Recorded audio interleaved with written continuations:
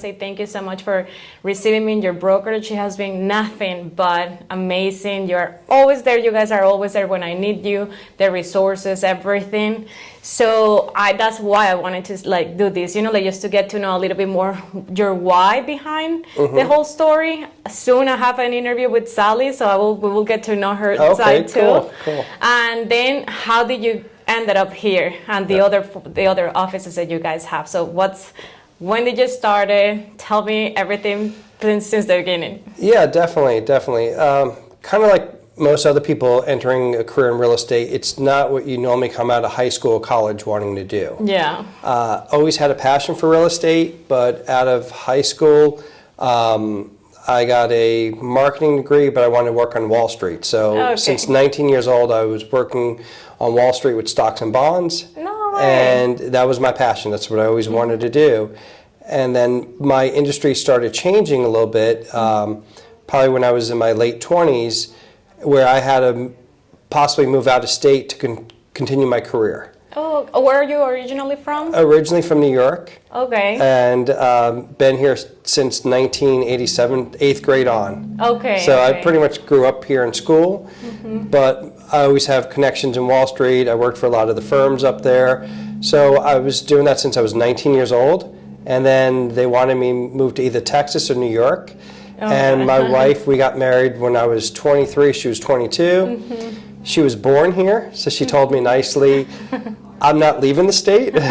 So I decided, okay, I can still do stocks and bonds here, but I really need to go to the state to do it the way I need to take it to that next level. But I always had a passion for real estate. We had some investment properties, bought some vacant land, we built some new construction homes. So I decided to get my real estate license in 2005. Wow, okay. So it was by accident because I said, let me do that. And we didn't have a great experience with a realtor at the time.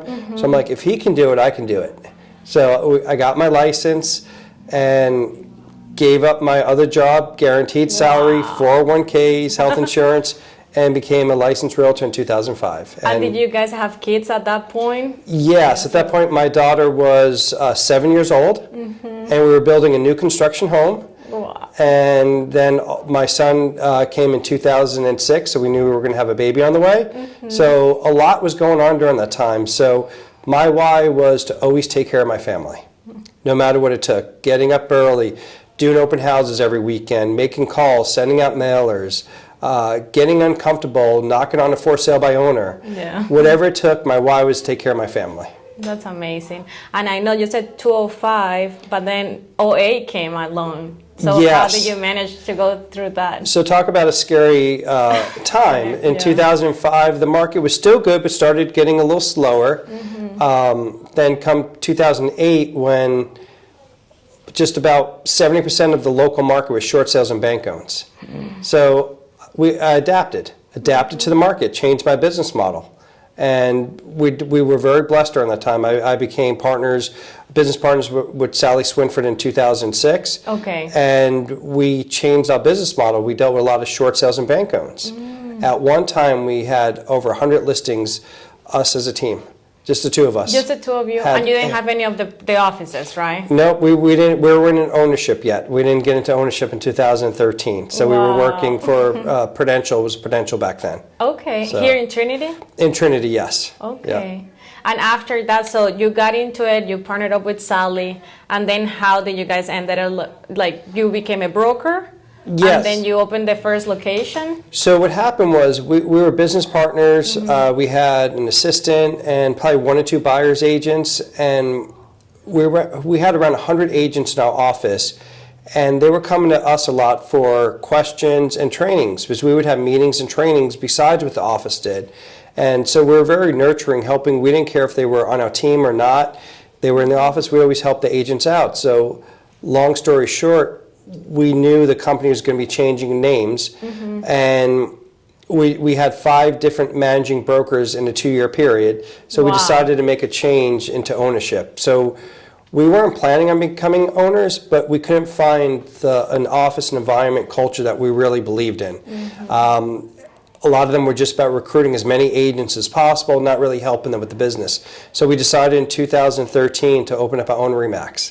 So that's when it started, around 2013, 14, very first office in Trinity. That's awesome. And what you said, like going back to the culture, I know you guys do that because not a lot of people are going to tell them, like them their secrets or Yep. like how to be successful or whatnot, right? But you guys are so open and genuine and just like really like just like giving us all of the information to be successful, because at the end of the day, it's just like good for everybody. Exactly, Right? exactly. That's what we've always been, an open book. We want to help the agents. We don't even consider them agents. We consider them part of our Champions family. Everyone's part of our Champions family. We want to help them, and we have every different kind of personality, which makes every family different like that. But everyone has different goals and what they want to achieve, and we try to help them achieve those goals. That's awesome. So tell me more. So you opened the first office and then you got super busy and then decided to open like different locations, or how that came Yes, along? we were very blessed. We just started with 6 agents. We opened up our office 2013, 14, right around that time. And within a year, we became the top office in the West Pasco. We grew to, I think, around 20 agents. Wow. But there was other companies with like 200, 300 agents, but not doing as much business as our smaller office. We were more of a boutique office, but we were hands-on with our agents and staff. We were kept a good culture and environment, always educating the agents, giving them different opportunities. Then around 2016, we opened up our second office in Land O'Lakes, and during that time period, we also opened a title company, mortgage company, and we've had property management all this time. And then around 2 years ago, we decided to open up 2 more offices in South Tampa and Inverness. So we have 4 total offices, around 100 agents. That's amazing. And you also have the insurance, right? Yes, we have in-house insurance company, title, mortgage, property management. It's a one-stop shop for the agents and the customers. So that was the idea when you like said, what was your thought process of adding those services, like to provide more value to the clients, or? It was a little bit of everything. So we've had some relationships with other companies, but we didn't really consider them part of the Champions family, because our goal is for our agents and their clients to keep happy. So we decided to get into ownership in those companies, so we can be more hands-on with it. So we're able to help them, help our agents. Yeah, So. and I had the opportunity to meet with Amy and also with Christopher. Oh, great! And Great. just They're so amazing. Yes. Oh, thank you, Yeah, thank you. yeah. And that's what it's. When you go into an office, you want to be around people you want to work with. You don't want to be like, oh, I got to go in there and see that person. So that's why who we bring on in the office is very important. That they're able to fit in the culture and environment. We try not to have drama in the office. We try to have everyone being nurturing and helping, a teaching mentality. Absolutely. And it's just so beautiful because every time I get to talk, for example, to a buyer, right? I'm like, hey, besides me providing this service to you, we also have all of these resources. There is going to be super helpful to make the process very smooth and just to get everything done properly with no problems, or at least minimize any risk that we could, encounter. Yes. And then get it done inside of on our beautiful broker. Oh, no, thank you. That's very important. So we've always wanted to have the support and culture for the agents. That's why we're never going to have a couple hundred agents or thousands of agents. We want it where the agents can call us as broker owners and be helpful for them, supportive. And we're available 7 days a week. I know. I always text me if I want to open house. I'm like, hey, tell me this, and that. We're available. We're here to help. Like I mentioned in the meeting earlier, one of the brokerages I was with, the broker was only available during the week, 9 to 5. And most of the business happened on the weekends. Yeah. So that's why when we opened up RE/MAX Champions, we wanted to be very supportive of our agents and staff. That's amazing. I love that. And I wanted, so of course in our settlement, it just happened. So how are you staying on top of the whole change? And in the future, where the technology, I know you're onto technology, statistics, and all of that, which I love because, you can actually share that with your clients. So tell me more about the settlement and what are you doing to stay flexible to that change? Yes, in regards to the settlement, we're educating our agents and staff with all the changes. There's been probably almost 20 new contracts and forms, addendums that come out. 2 more just came out yesterday. So we're just educating them, and we're giving them the resources by having the Florida Association of Realtors and NAR learn from them. Or attorneys. We're going to have an attorney come in next month also. What we do, caution agents, don't look on social media on how to do this business. Don't look on another agent told me this. So we're trying to give you the true facts on how to help your business go to the next level and stay protected. With the facts. Exactly, with the facts to really help you when you're communicating with your clients. And you are in compliance, of course, with NR, because everything that you have been giving us is like directly coming from them. Yes, directly. So that's why I always tell caution, be careful where you're getting your information from. We're trying to just give you facts and everything to help protect you. I love that you touch on social media. Yes. Because of course, like now everything is about social media, right? Even if, regardless if you like it or not, like a lot of business and, connections are happening there. So what can you tell any agents, like if you are just starting real estate or if you're a seasoned agent, how can we start doing that? What are the things that you recommend? Which platforms, technology? Tell me everything. Definitely. When I got in business in 2005, I think there was MySpace back then. Yeah. So we didn't really have a chance to really utilize social media when I first got in the business. But as when Facebook came out, LinkedIn, Instagram, it's a TikTok, it's a huge part of business. So right now, your very basic is to be on Facebook because you're going to generate more my generation of business. Other generation, I'd say Instagram should be a main focus on Instagram. Reels, of course, TikTok, and YouTube is amazing. YouTube is an amazing platform that you can reach, hundreds of millions of people. Yeah. And it's your online resume. Buyers and sellers are looking you up. They're not just looking in the yellow pages anymore. They're not going to Zillow or one of those websites. They're looking at your social media. So that's why I encourage agents to be very active on there, but just be cautious what you put on there because everyone's going to see it. So most buyers are looking you up on social media. I do recommend having business pages, but also they want to see you're a real person. If you enjoy going to the beach or hanging out with your family, your pets, show them that. That's important. Be a real person. Exactly. And enjoy stuff with your clients. Having clients do a video review.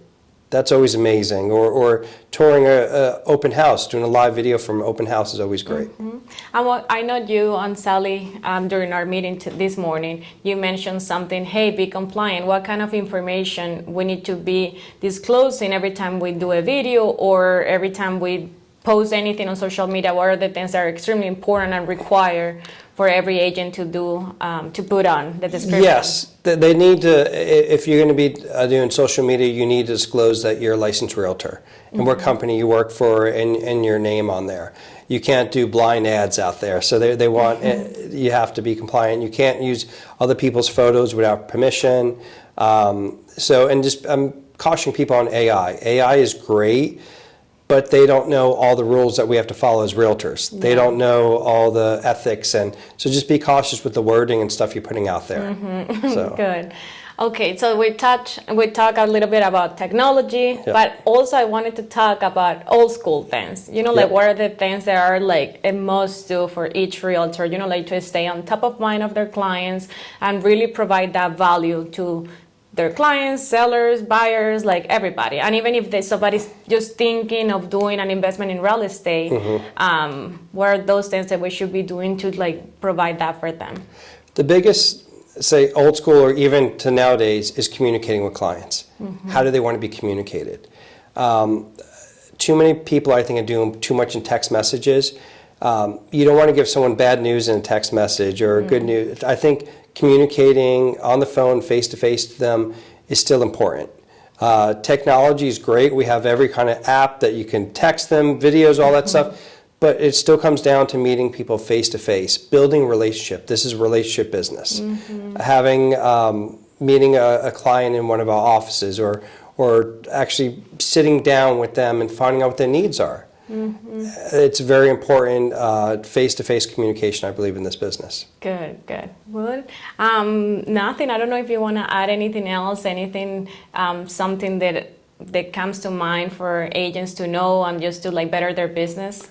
Yeah, I think being educated as much as possible with the changes and just really having a passion for the business, wanting to help people. We're in the service business. We're helping people out there. And I caution agents, don't look at transaction based.